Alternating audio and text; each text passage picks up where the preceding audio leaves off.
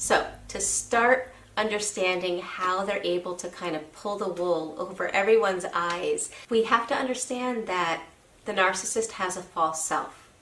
Now, I know all of you guys are like, are you kidding, Michelle? I know this already. And that's good. That's true. We have to understand that the narcissist has that false self, but that's only a piece of it. In order to really understand how they're able to convince other people of a flat out lie is to understand that not only do they have a false self with themselves, but they have a false self with every member of their family. Think about it. Have you ever seen a narcissist or been in a relationship with a narcissist who, let's say you're going out with some family or friends, right? And before you get to wherever you're going, the narcissist is screaming at you, they're insulting you, they're calling you every name in the book, they're making you feel like the worst person in the world. Then you meet up with your family and friends, and people are talking about relationships. And the narcissist says something like, wow, I'm so glad that I'm with spouse, that we're married because, we're so happy, we really care about each other, we do things, we're there for each other, and it's so sad to see what's going on in these relationships. People outside of the family are like, wow, he or she really cares about their spouse. That's beautiful. You in your head are thinking, how on earth are they saying that? Like, didn't they remember what they just said to me like 15 minutes ago?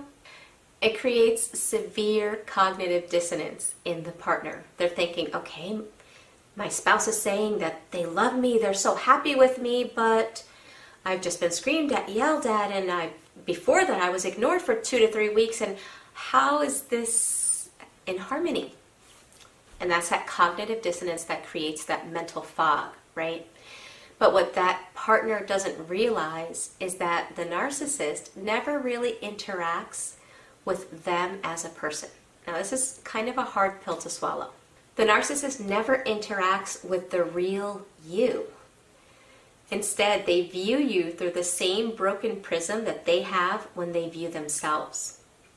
You are, in their mind, you are a mental representation of what they want you to be. Same thing with the children. The children are a mental representation of what the narcissist thinks the child should be, think, and feel.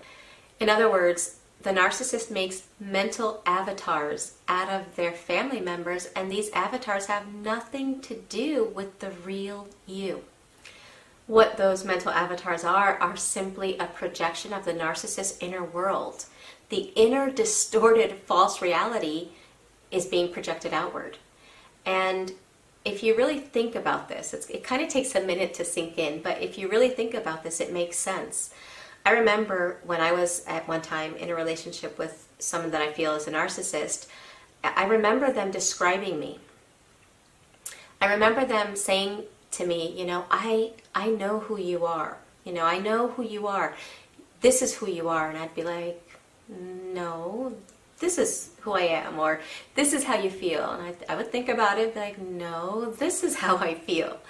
And it was never in harmony, and I couldn't get that person to see the real me, and that person refused to see the real me because they wanted to interact with their mental representation of me and not the real me. Because the narcissist does this, because they live in a false reality, not only with themselves, but with every member of their family, when they're finally confronted with the truth, they themselves don't believe the truth. For example, let's say an abused spouse finally says, I can't take it anymore, and they leave, right? To the narcissist, that's like inconceivable in their false reality. Who would leave them? Their life is perfect in this false reality. So they'll say things to people like, I don't understand what happened. I mean, I loved my family. I wanted nothing more than to have my family together. I did everything for him or her. I did so much, and everything was perfect for so long. I'm in shock about what happened. I don't understand what happened. Meanwhile, all of the abuse, the silent treatment, the emotional and psychological manipulation, it's like it never existed in their mind because it doesn't exist in their false reality. To them, they only see that mental avatar of the perfect spouse that went rogue, and the narcissist has no idea as to why. If the children of the narcissist gets to a point in their age where they no longer have to go to visitation, where they choose, I don't want to be with the narcissist anymore because it's too painful, it's too stressful, it's abusive, I don't want to be with that parent, it hurts to be with that parent.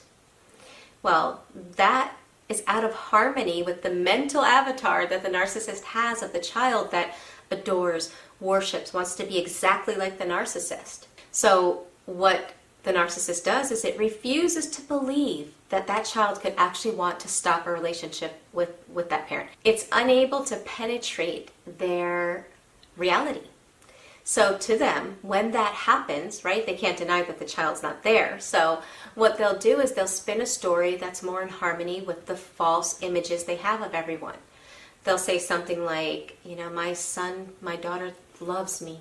We have such an amazing relationship. Unfortunately, the other parent has poisoned that child's mind because my child would never look at me like that. But sadly, the other parent poisoned their mind. I don't poison my children's mind, but the other parent poisoned their mind, and unfortunately, they don't allow the child to see me. It's a flat out lie. But the question is, if it's a flat out lie, the children don't believe it, the people that are actually involved don't believe it, why does everyone else believe it? There are two things that come to mind. The first is the fact that narcissists are the best Oscar award-winning actors and actresses that I've ever seen. They know exactly what to say and how to say it to get sympathy from other people and to appear like the victim. So that's one reason. But the other reason, and this is the reason that really, I guess is more powerful, right? What makes people really believe this lie that the narcissist is saying is because to the narcissist, remember, the narcissist doesn't interact with their real children, with their real ex. And when I say doesn't interact with their real children, think about it. If you ever listened on a conversation with a narcissist and their child, it's almost like a broken record. It's like the same 2 or 3 questions that they ask that really aren't meant to really deepen any kind of understanding of the child or connect with them emotionally. And then it's a lot of lecturing. But it's never a reciprocal, caring, emotionally connected conversation, right? They're not interacting with that child. But the way they describe that interaction to everyone else is completely different. They're always interacting with the false reality. Which means when they're talking about the wonderful relationship they have with their kids, they're talking about their reality, their false image interacting with the false image of their child. And to them, that really is the only reality that exists in their mind. So when they're talking to people, it comes across genuine. It comes across real. There's conviction, and people feel that.